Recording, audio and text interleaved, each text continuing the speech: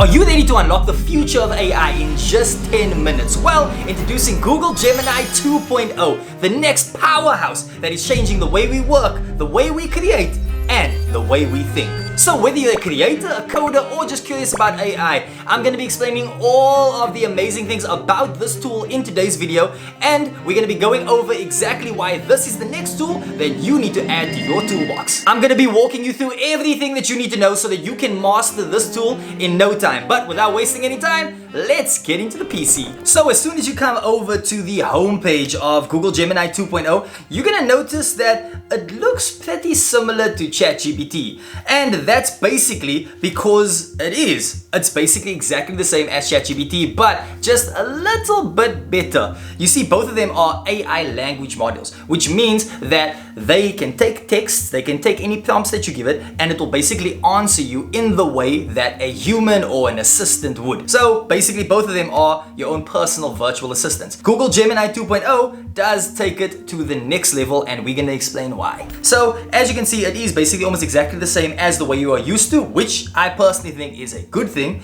And now you'll see it has all the good little things that you need here, but the main part that we want to focus on is right down here at Ask Gemini. So when you click on here, you'll notice that you can type in absolutely anything you want. So let's say I was busy doing research for a paper and I wanted to find out more about the origins of a computer. Then I would just go over here to the bottom and I would type in, give me a brief explanation on the invention of computers. Then as soon as you type it in, you just type enter, and then you'll see that within a matter of a few seconds, your entire search is done, and now it will give you all the information. Now the thing that I like about this is that it gives you all the information, and at the same time, it goes into enough depth where it feels kind of like you're having a conversation with a lecturer at the varsity. Do you know what I mean? Like, it just goes that extra mile for you, and I just happen to like that. So it's not necessarily just the Wikipedia answer, it's going above and beyond for you. So here you'll see, the invention of computers was a gradual process involving many key figures and inventions.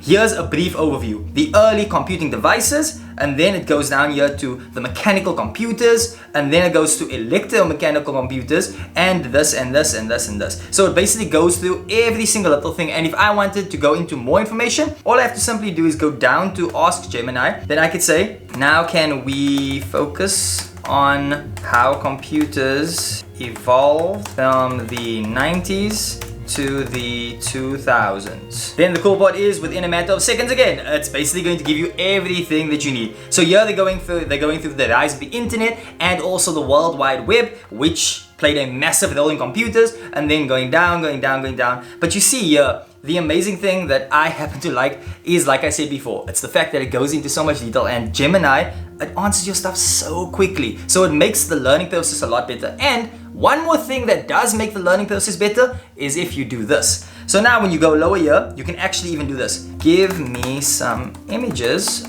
of the first computer. Now this is something that really stands out for me when it comes to this compared to the other modules out there. It's the fact that you can actually see images. So for me, this makes the research and also the learning process just so much better, because you might be the kind of person that is a visual learner. It's not just all words for you. If you see a couple of images here, it might help you. Having a module like this is only going to benefit you. So here you can see the first computer, then after that you can see the small scale experimental machine, and then you can go lower and lower, and it basically shows you all of them. And now that's already pretty cool, but there's another thing that Google Gemini does that really makes it stand out, and we are going to see what that is now. So you go over here to, you want to start a new chat, then right over here you'll see this little image right next to Ask Gemini. So all you're going to do is you're going to click on that, then it's going to take you over to your own PC so that you can add any pictures that you want. So now I'll take this picture of Leonardo DiCaprio. We like to think of it as AI and computers can only do so much.